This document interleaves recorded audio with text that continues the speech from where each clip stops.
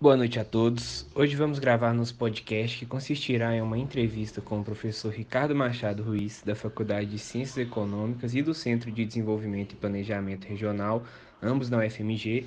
Ele irá responder 9 questões sobre o protecionismo, suas particularidades e o impacto exercido nas sociedades ao redor do mundo.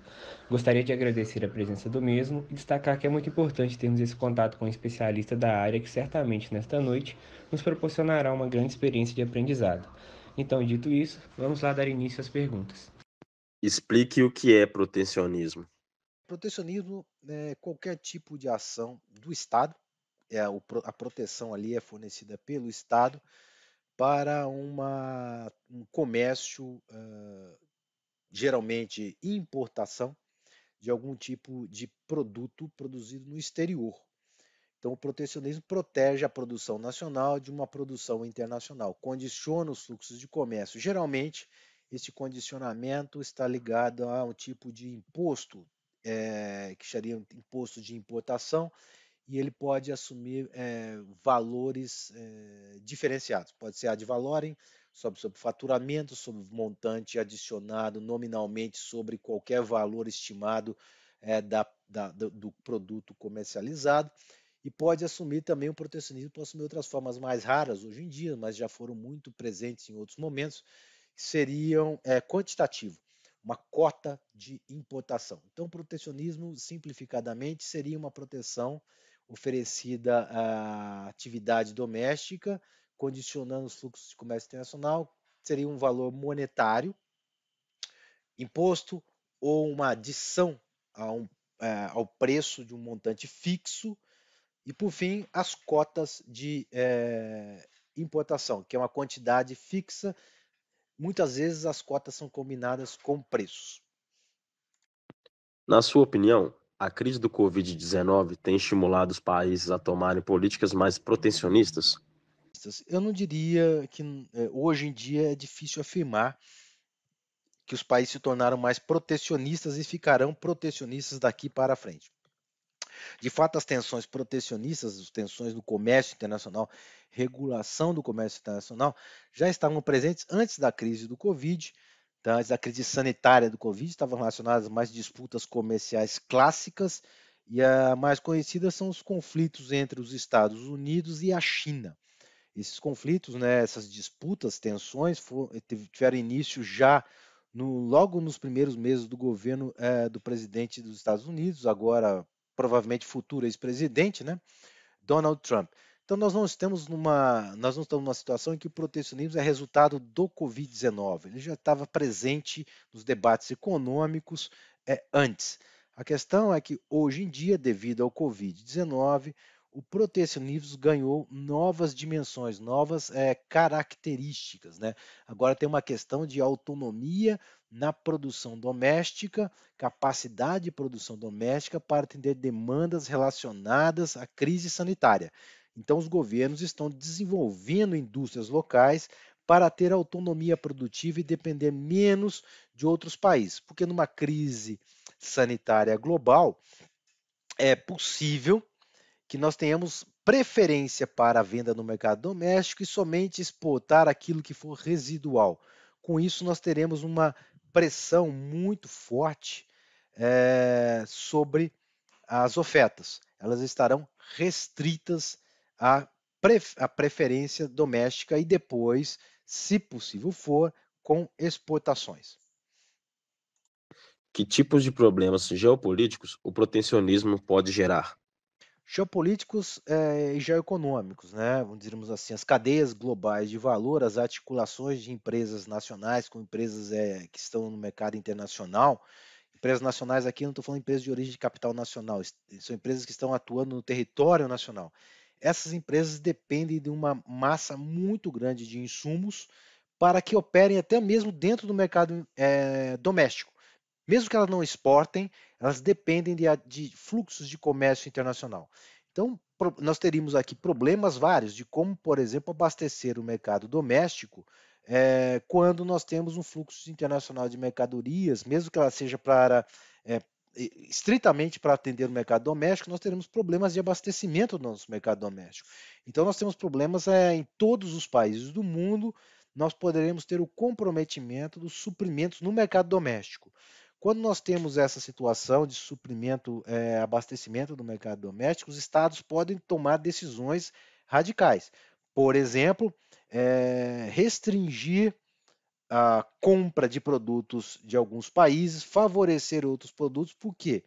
Porque esses países estão atendendo às demandas do mercado doméstico. Com isso, haveria deslocamentos de comércio internacional que gerariam provavelmente grandes atritos entre os vários blocos, as várias áreas de comércio, os vários países e entre várias empresas.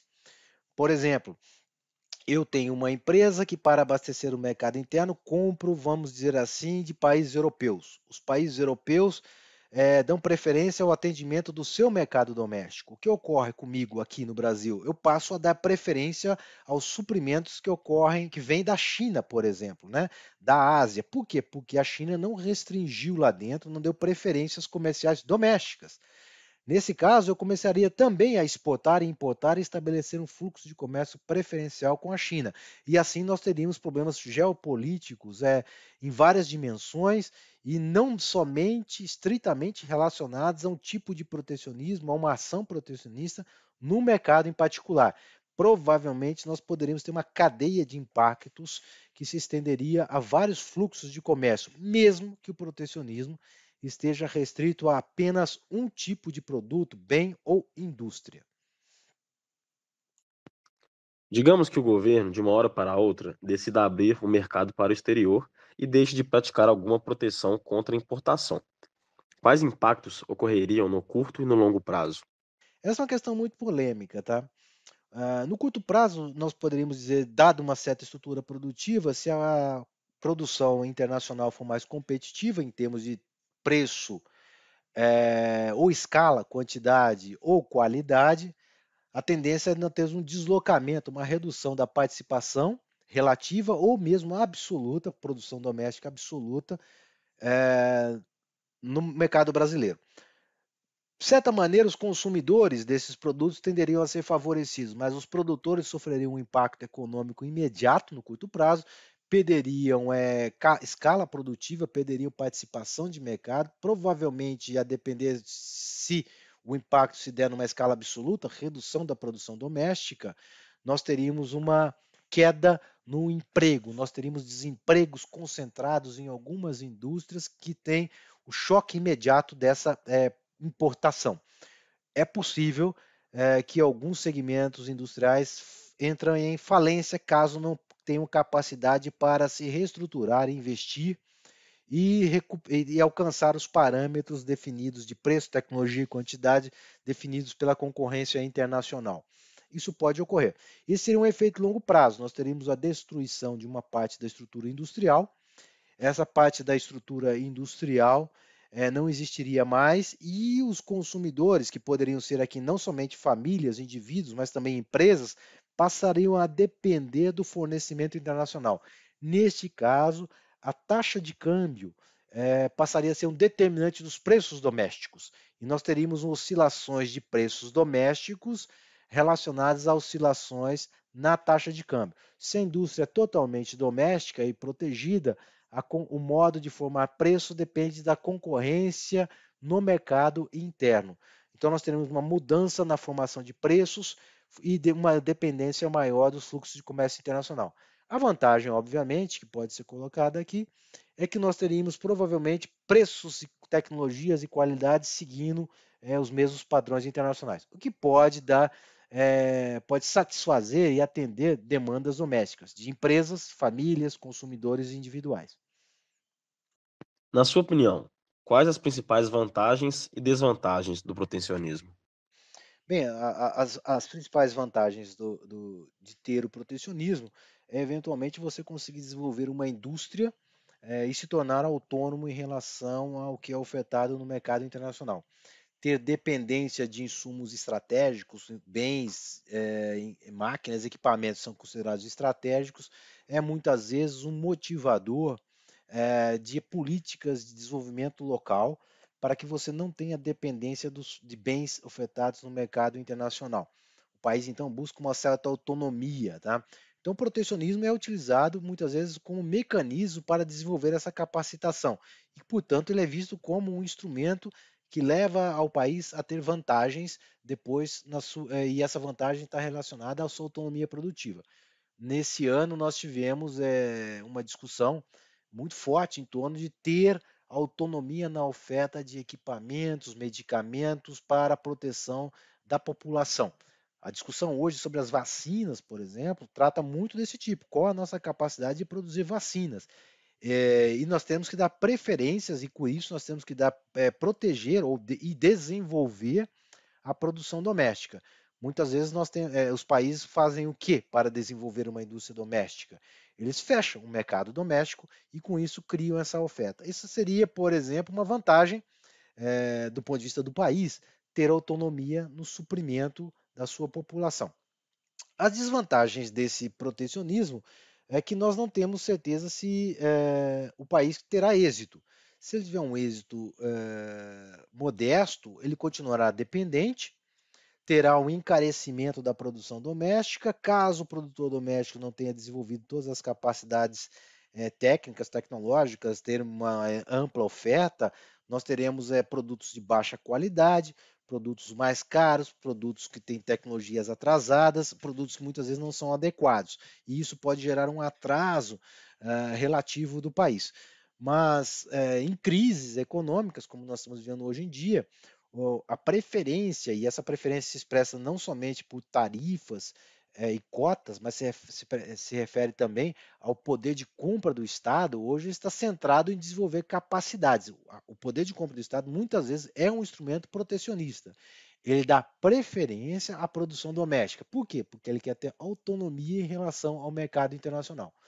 Outra questão que pode levar ao desenvolvimento da indústria doméstica está relacionada não somente à questão sanitária, que é o que nós estamos observando, mas a questão, por exemplo, temas, indústrias, atividades relacionadas à segurança nacional, a indústrias, a controle de produtos estratégicos. Por exemplo, alguns processadores. Hoje esse debate está colocado nos Estados Unidos, está colocado na China. A questão da indústria militar também leva muitas atividades protecionistas, preferências de compra, restrições tecnológicas, técnicas para ter desenvolvimento local. Então, o protecionismo tem essa afeição, ele se encaixa em supostas vantagens, desvantagens e problemas que os países observam no comércio internacional. O protecionismo protege contra o desemprego, como defende o ex-presidente americano Donald Trump? Bem, essa também é um tema polêmico, é difícil afirmar que o protecionismo tende a produzir, aumentar a produção doméstica e com isso aumentar o desemprego. Então o raciocínio é esse, tá? Eu vou impedir a entrada de produtos internacionais no meu mercado doméstico e essa produção, esse suprimento internacional agora é substituído por uma oferta, por uma produção doméstica. Então nós temos que entender inicialmente, se essa proteção de fato amplia a produção doméstica. Há possibilidades de ampliar a oferta doméstica, impedindo a entrada de produtos internacionais? Em alguns países é possível fazer isso porque eles têm a capacidade produtiva, conhecimento tecnológico, mão de obra qualificada, financiamento, empresas que reagem de forma muito rápida, por exemplo, um controle da oferta internacional. Porém, se nós imaginarmos uma situação diferente, em que essas empresas têm uma reação muito lenta, talvez nós não tenhamos um aumento tão amplo de desemprego e a demanda que era voltada para o mercado internacional se volta para o mercado doméstico em busca de oferta. Caso ela não encontre oferta, nós teremos um aumento dos preços dos produtos ofertados sem um aumento esperado, desejado pela ação protecionista no emprego e na produção.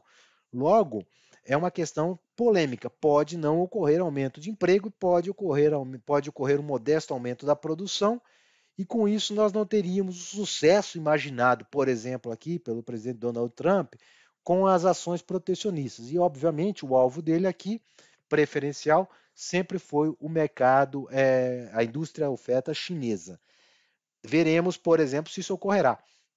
Talvez, por exemplo, uma proteção exacerbada em algumas indústrias não leve ao aumento da produção, leve ao aumento de preço. Em outros casos, é possível ter uma redução da importação, com isso abrir espaço para o desenvolvimento de indústrias domésticas. Qualquer uma das duas situações é possível. A questão é saber se o conjunto todo, o resultado global desta ação protecionista se dá no que ele desejaria, que é o aumento do emprego, particularmente na indústria manufatureira.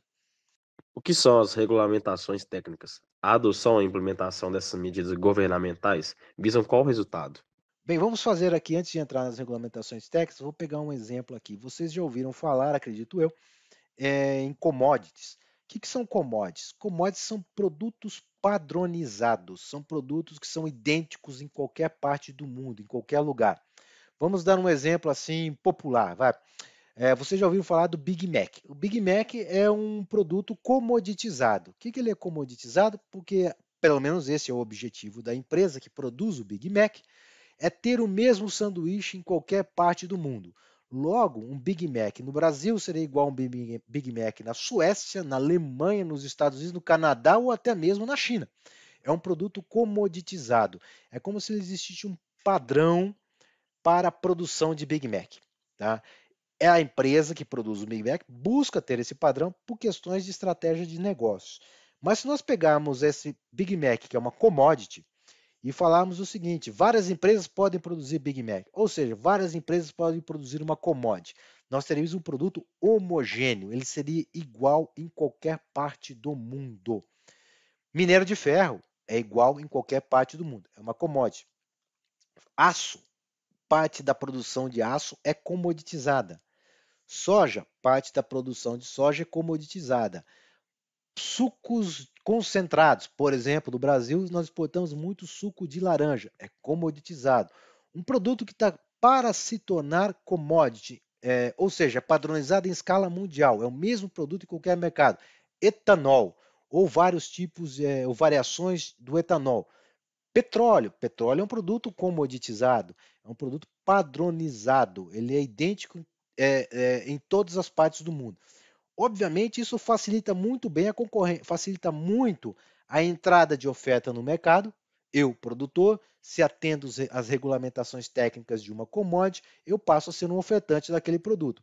Logo, eu entro numa concorrência de preços, Então, a regulamentação técnica padroniza, reconhece qualidades no produto. Algumas delas são idênticas em todas as partes do mundo. Então, o produto se torna uma commodity padronizada em todas as partes do mundo. Isso não é verdade para todos os produtos. Tem alguns produtos que têm regulamentações técnicas, especificações técnicas são particulares de cada país. Então, nós temos uma quantidade muito grande de padrões de produto. Alguns são compartilhados no mundo todo, outros são aplicados somente em determinados mercados nacionais. Então nós formamos o quê? Um perfil de oferta mundial, parte é compartilhada por vários países, o que tornaria esse produto uma commodity, e parte não é compartilhada por todos os países, o que tornaria esse produto diferenciado, específico para cada mercado. E isso é extremamente importante. Se o produto for comoditizado, ele pode ser comercializado em qualquer parte do mundo. A regulamentação técnica é igual. A averiguação, os métodos de checagem, mensuração, performance do produto, se for o caso, são idênticos em todos os mercados. Quando o produto não é uma commodity, ele se diferencia seguindo regulamentações técnicas locais, nacionais, por exemplo. As tendências comerciais protecionistas provocaram uma nova discussão controversa sobre as vantagens e desvantagens do livre comércio e sobre o protecionismo. Quem desfruta do livre comércio e de que forma? Bem, como eu comentei inicialmente, eu tenho dúvidas se nós temos de fato tendências protecionistas. Obviamente, nós já notamos uma modificação muito forte no posicionamento no comércio internacional do país líder desta campanha, dessa lógica liberalização do livre comércio, né? Que foram os Estados Unidos. Os Estados Unidos iniciaram essa campanha, essa disputa ideológica, de certa maneira, essa proposição de política econômica na década de 90, de forma muito intensa. Ganhou o nome de globalização. Tá? Globalização. A ideia de globalização foi uma proposta, vamos dizer assim, uma proposição, uma ação, uma política econômica, uma diretriz americana, norte-americana. Hoje em dia, recentemente, nós tivemos 4 anos de negação desta proposta de globalização. Inverteu-se, então, a posição que o país que patrocinou a globalização, que é os Estados Unidos, tinha até recentemente. Nós não sabemos se isso voltará se os Estados Unidos voltará a patrocinar a globalização agora no seu novo governo. Então nós temos muita incerteza, eu pelo menos tenho muita incerteza, se temos ou não tendências gerais e amplas, irrefutáveis, de protecionistas. Nós não sabemos ainda. Do outro lado surgiu o quê? Surgiu a China. A China, vamos dizer assim, teve grande espaço para o seu crescimento durante o movimento, durante a organização dessa economia global por parte dos Estados Unidos. E os Estados Unidos, de certa maneira, perdeu espaço, e isso incomodou os americanos. A China hoje é um país que patrocina o livre comércio. E os Estados Unidos, para nossa surpresa, né, é o país que inventou ou propôs a globalização e hoje está invertendo, modificando ou condicionando a sua inserção no mundo globalizado que ele mesmo criou. É, de certa maneira, surpreendente isso. É como se a proposta americana para o mundo tivesse sido aceita por muitos e agora os Estados Unidos resolvem mudar as regras do jogo. Está gerando extrema tensão no comércio internacional. Quem desfrutou muito desse livre comércio patrocinado pelos Estados Unidos, eu estou colocando a marca aqui, a data de 1990 para cá, foi a China. A China foi um país que recebeu os grandes ventos positivos do livre comércio e defende o livre comércio. Os Estados Unidos esperava ter vantagens com o livre comércio e não as coletou na escala desejada. Então nós temos hoje uma situação realmente surpreendente e temos dúvidas se quem patrocinou o livre comércio desfruta dos ganhos e quem surfou no livre comércio, a China, é hoje quem quer mantê-lo. O Brasil, no meio disso tudo, foi um país que ficou muito à parte, muito pouco, pessimamente posicionado, tanto no momento de patrocinar o livre comércio, como nos momentos em que este livre comércio é refutado, mesmo por aquele que o patrocinou, que é os Estados Unidos da América. O Acordo sobre Barreiras Técnicas ao Comércio, TBT, tem como objetivo garantir que as normas, regulamentos técnicos e procedimentos de avaliação da conformidade elaborados por países membros da OMC não se transformem em obstáculos desnecessários ao comércio. Para isso, o acordo apresenta regras a serem seguidas, as quais restringem-se à elaboração de normas, regulamentos técnicos que enunciam as características de produtos industriais e agrícolas, ou os processos e métodos de produção a eles relacionados. Estes regulamentos poderão ainda tratar parcial ou exclusivamente da terminologia, símbolos, embalagem, marcação e etiquetagem, bem como de que forma esses são aplicados a um produto, processo ou método de produção. Atendendo ao princípio de transparência, o acordo TBT determina também o estabelecimento de um ponto de investigação e notificação em cada país membro, visando a disseminação de informação sobre as propostas de regulamentos notificadas à OMC. O Inmetro, através da resolução número 5 do CONMETRO, passa a atuar como ponto focal do acordo TBT. Quais os benefícios desse acordo para os países? E os malefícios? Bem, indo agora para a questão número 9, que trata sobre os acordos de barreiras técnicas de comércio, cita que supostamente teria um objetivo de definir, vamos dizer assim, o padrão, o tipo de produto, o critério, os modos como os produtos são analisados e internalizados em cada mercado. Obviamente, cada país pode definir o modo como ele julga as qualidades técnicas de um produto. Como eu disse anteriormente, quando o produto é comoditizado, essas definições técnicas são compartilhadas no mundo todo.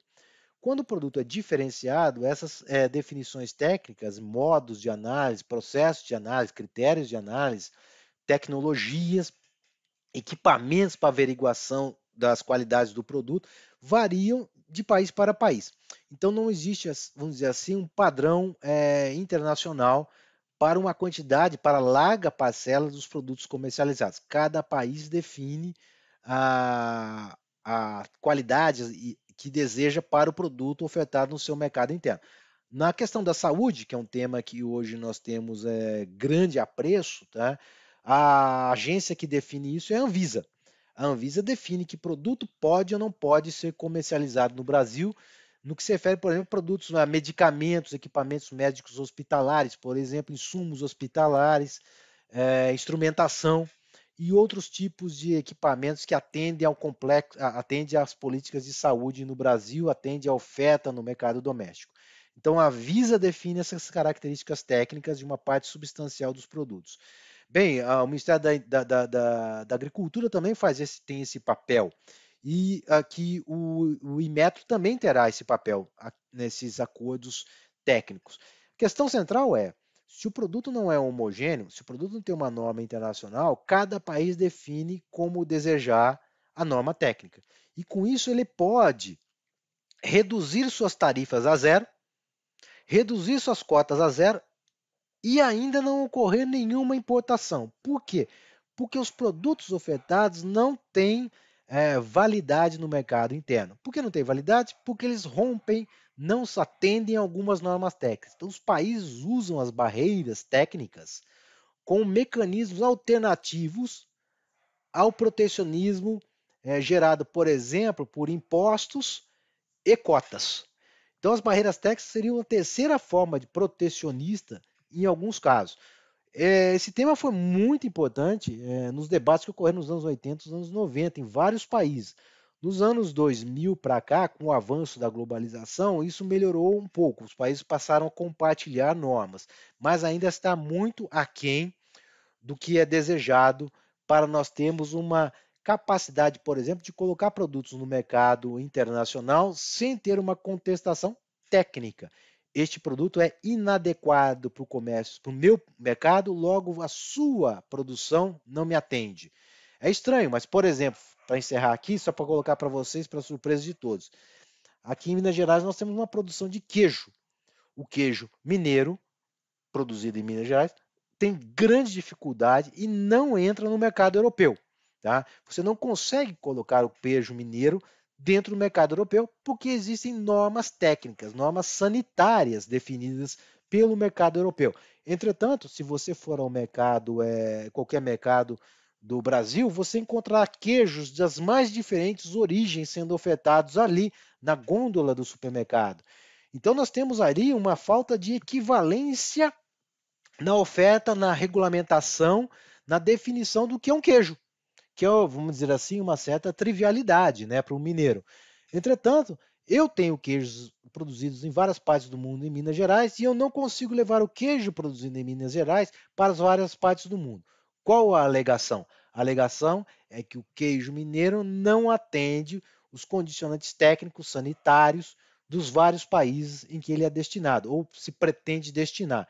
Por exemplo, você terá dificuldades, eu acho, de encontrar oferta regular de queijo mineiro em qualquer mercado europeu. Idem no mercado americano, idem no mercado chinês e assim sucessivamente.